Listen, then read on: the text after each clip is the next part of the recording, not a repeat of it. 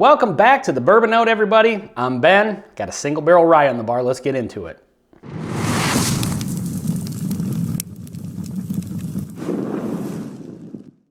So on the bar tonight, I've got, bam, this is Jack Daniel's single barrel rye. So this one is a new one for me. I have had the Jack Daniel's single barrels before, and I've had the single barrel proof ryes. I've never just had the regular single barrel rye. So this will be a new experience for me. Looking forward to it. Right off the bat, if anybody can let me know, some of these labels are like this maroon color and some of them are green. I don't think there's a difference between the two of them that I can find anyway, but let me know if you know anything about that. So like I said, some of these, I don't know if this is like a, they changed color at some point. This one's actually from 2019. And so it's been sitting on the shelf for quite a while, but I have seen the maroon label and I checked and it was like a 2023 one. So I don't know. I don't know if there's a difference between the maroon and the green labels, but there doesn't appear to be.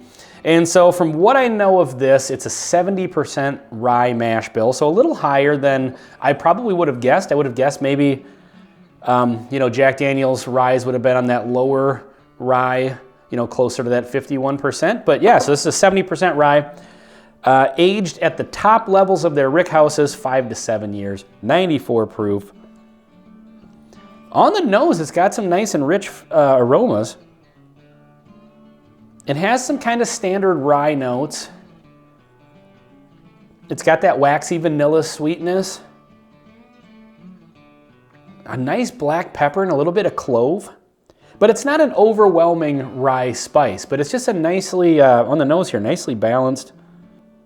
Definitely, it's coming through nice and bold for a 94 proof or so. Well, let's see what happens on the palate. Cheers.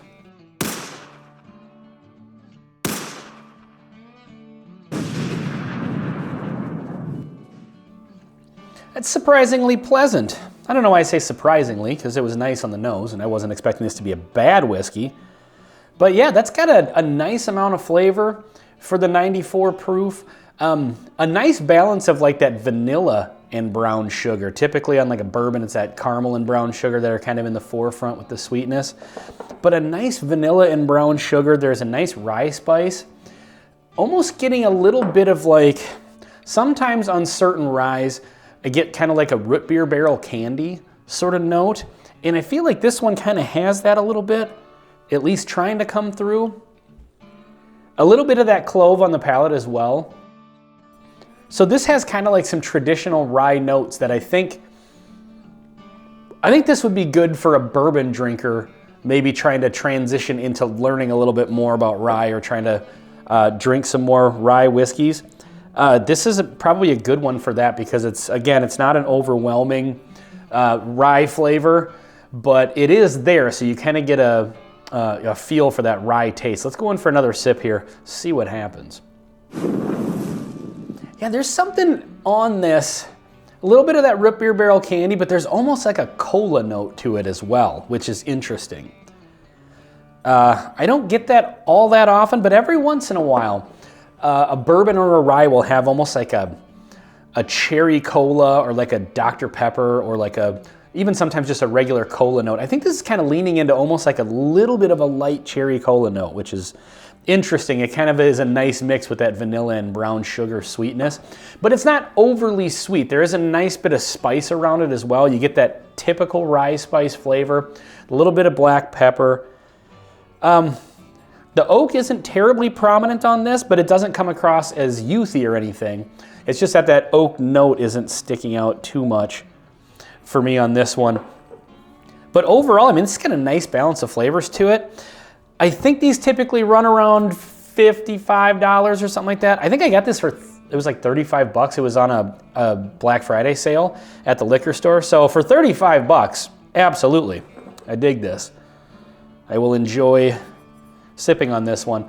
I don't know if I'd rush out to buy a bottle for 55, just because there's so much competition now and there's so many good whiskeys out there at that price. Although I am noticing that the median price of a whiskey seems to be getting higher and higher, which I thought they were going to start coming down, and it seems in some they have, but I don't know. It's been a little weird out there. Let me know in the comments if that's been your experience as well. Let's get one more sip out of this one. Yeah, that nice rye spice and that cherry cola note are starting to kind of take center stage on this. I think this is overall a really nice rye whiskey. Again, for somebody that wants to try something new, if you've just been into bourbon and you want to try a rye that's not too expensive, you know, medium sort of proof range, that'll give you kind of some sweetness, you know, like that you would get from a bourbon, but then also a little bit of that rye spice. This is not a bad option. Again, I don't know if I'm gonna rush out to buy a bottle again anytime soon, because I think at the 55 bucks for another 15 bucks, I think I'd just rather buy the barrel proof ryes, which are one of the best available whiskeys on the market, in my opinion. But yeah, not bad at all. Let me know if you guys have had this one. Also, again, let me know about that red label versus green label thing. To the best of my knowledge, there's no difference, but who knows? There might be something weird. Anyway, this has been Jack Daniel's Single Barrel Rye on the Bourbon Note. Please like, comment, and subscribe if you haven't already. We'll see you on the next one.